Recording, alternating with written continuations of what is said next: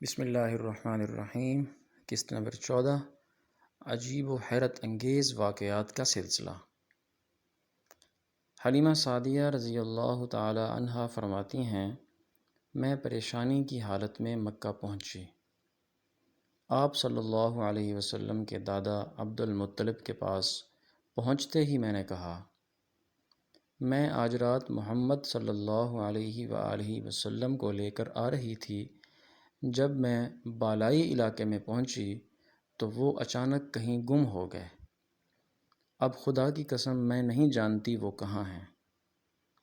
عبد المطلب یہ سن کر فوراً کعبہ کے پاس کھڑے ہو گئے۔ انہوں نے آپ کے مل جانے کے لیے دعا کی، پھر آپ کی تلاش میں روانہ ہوئے۔ ان کے ساتھ ورقہ بن نوفل بھی تھے۔ غرض دونوں تلاش کرتے کرتے تہامہ کی وادی میں پہنچے۔ ایک درخت کے نیچے انہیں ایک لڑکا کھڑا نظر آیا۔ اس درخت کی شاخیں بہت گھنی تھیں۔ عبد المطلب نے پوچھا، لڑکے تم کون ہو؟ حضور صلی اللہ علیہ وآلہ وسلم چونکہ اس وقت تک قد نکال چکے تھے، اس لیے عبد المطلب پہچان نہ سکے۔ آپ کا قد تیزی سے بڑھ رہا تھا۔ جواب میں آپ نے فرمایا، میں محمد بن عبداللہ بن عبد المطلب ہوں۔ یہ سن کر عبد المطلب بولے، تم پر میری جان قربان، میں ہی تمہارا دادا عبد المطلب ہوں۔ پھر انہوں نے آپ کو اٹھا کر سینے سے لگایا اور رونے لگے۔ آپ کو گھوڑے پر اپنے آگے بٹھایا اور مکہ کی طرف چلے۔ گھر آ کر انہوں نے بکریاں اور گائیں ذبح کیں اور مکے والوں کی دعوت کی۔ آپ کے مل جانے کے بعد حضرت حلیمہ سعدیہ رضی اللہ عنہا حضرت آمنہ کے پاس آئیں تو انہوں نے پوچھا، حلیمہ اب آپ بچے کو کیوں لے آئیں؟ آپ کی تو خواہش تھی کہ یہ ابھی آپ کے پاس رہے۔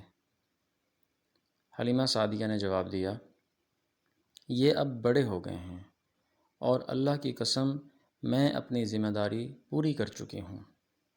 میں خوف محسوس کرتی رہتی ہوں کہیں انہیں کوئی حادثہ نہ پیش آ جائے، لہٰذا انہیں آپ کے سپرد کرتی ہوں۔ حضرت آمنہ کو یہ جواب سن کر حیرت ہوئی اور بولیں، مجھے سچ سچ بتاؤ ماجرا کیا ہے؟ تب انہوں نے سارا حال کہہ سنایا۔ حلیمہ سعدیہ نے دراصل کئی عجیب و غریب واقعات دیکھے تھے۔ ان واقعات کی وجہ سے وہ بہت پریشان ہو گئی تھیں۔ پھر سینہ مبارک چاک کیے جانے والا واقعہ پیش آیا تو وہ آپ کو فوری طور پر واپس کرنے پر مجبور ہو گئیں۔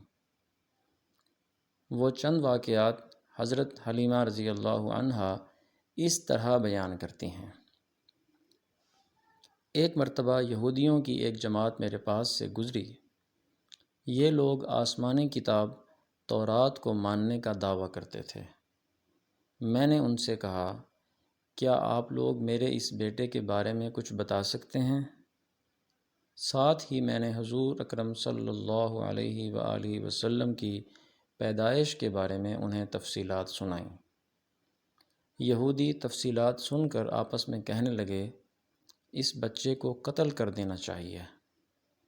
یہ کہہ کر انہوں نے پوچھا، کیا یہ بچہ یتیم ہے؟ میں نے ان کی بات سن لی تھی کہ وہ ان کے قتل کا ارادہ کر رہے ہیں، سو میں نے جلدی سے اپنے شوہر کی طرف اشارہ کرتے ہوئے کہا، نہیں، یہ رہے اس بچے کے باپ۔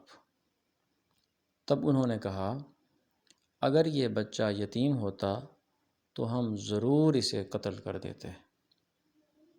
یہ بات انہوں نے اس لیے کہی کہ انہوں نے پرانی کتابوں میں پڑھ رکھا تھا کہ ایک آخری نبی آنے والے ہیں، ان کا دین سارے عالم میں پھیل جائے گا، ہر طرف ان کا بول بالا ہوگا۔ ان کی پیدائش اور بچپن کی یہ علامات ہوں گی اور یہ کہ وہ یتیم ہوں گے۔ اب چونکہ حلیمہ سعدیہ نے ان سے یہ کہہ دیا کہ یہ بچہ یتیم نہیں ہے، تو انہوں نے خیال کر لیا کہ یہ وہ بچہ نہیں ہے۔ اس طرح انہوں نے بچے کو قتل کرنے کا ارادہ ترک کر دیا۔ اسی طرح ان کے ساتھ یہ واقعہ پیش آیا۔ ایک مرتبہ وہ آپ کو عکاظ کے میلے میں لے آئیں۔ جاہلیت کے دور میں یہاں بہت مشہور میلہ لگتا تھا۔ یہ میلہ طائف اور نخلا کے درمیان میں لگتا تھا۔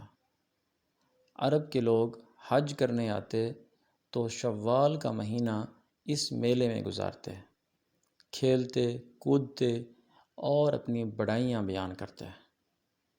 حلیمہ سعدیہ رضی اللہ عنہا آپ کو لیے بازار میں گھوم رہی تھیں کہ ایک کاہن کی نظر آپ پر پڑی۔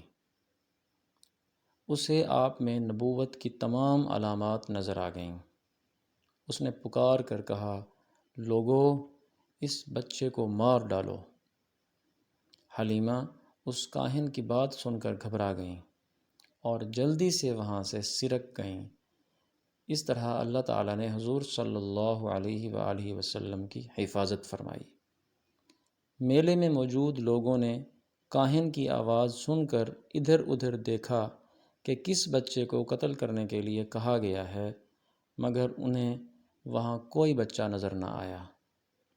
اب ان لوگوں نے کاہن سے پوچھا، کیا بات ہے؟ آپ کس بچے کو مار ڈالنے کے لیے کہہ رہے ہیں؟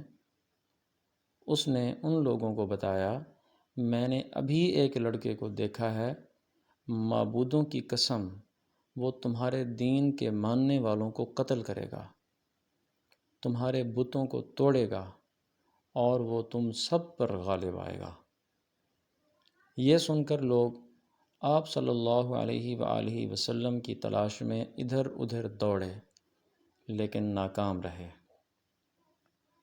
حلیمہ سعدیہ رضی اللہ عنہا آپ صلی اللہ علیہ وسلم کو لیے واپس آ رہی تھیں کہ ذی الجاز سے ان کا گزر ہوا۔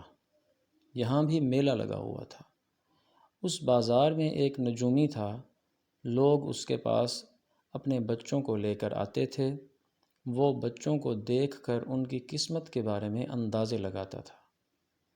حلیمہ سعدیہ اس کے نزدیک سے گزریں تو نجومی کی نظر حضور صلی اللہ علیہ وآلہ وسلم پر پڑی۔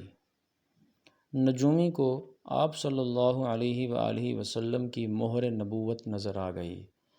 ساتھ ہی آپ صلی اللہ علیہ وسلم کی آنکھوں کی خاص سرخی اس نے دیکھ لی۔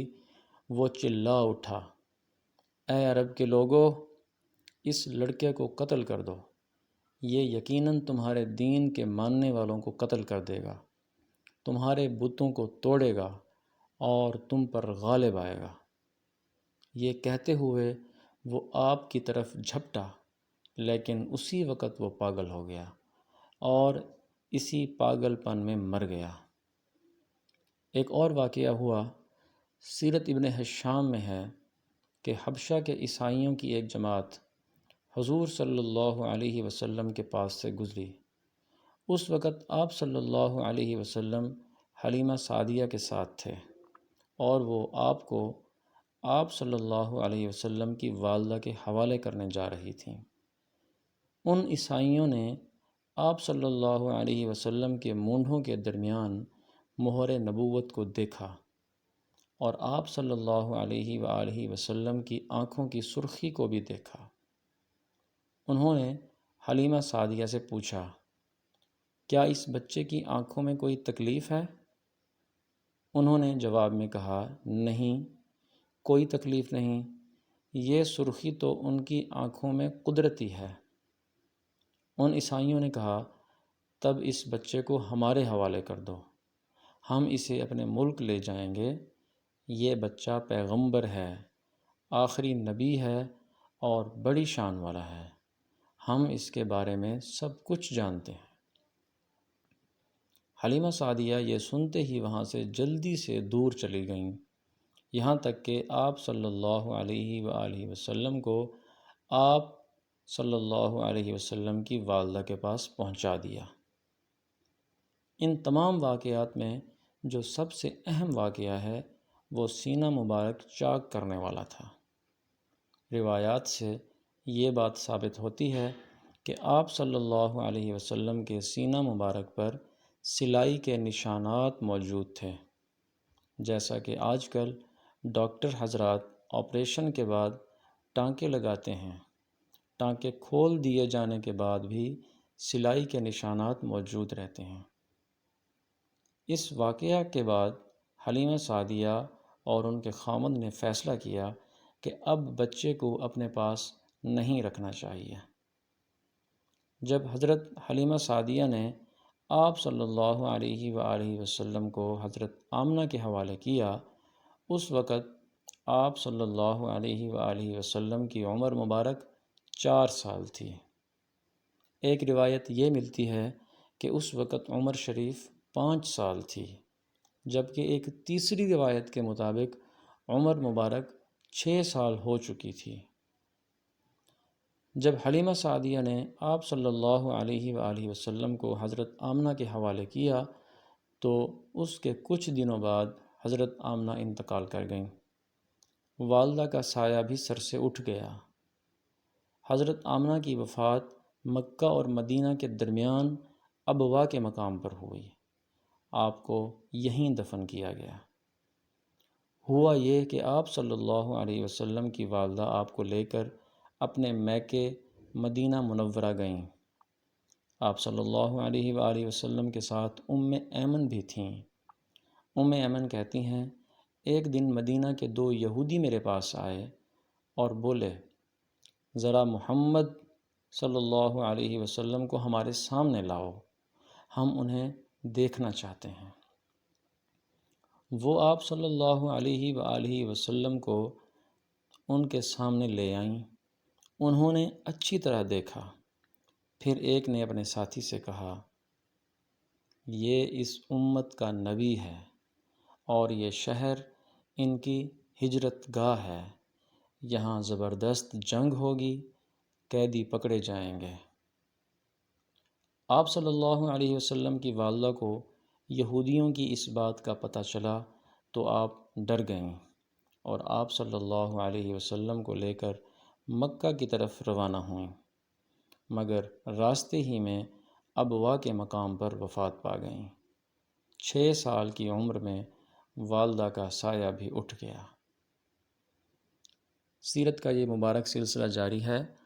آپ لوگوں سے گزارش ہے کہ آپ چینل کو سبسکرائب کریں، لائک کریں اور ویڈیو کو شیئر کریں۔ انشاءاللہ اگلی اس کی ویڈیو جلد ریلیز ہوگی۔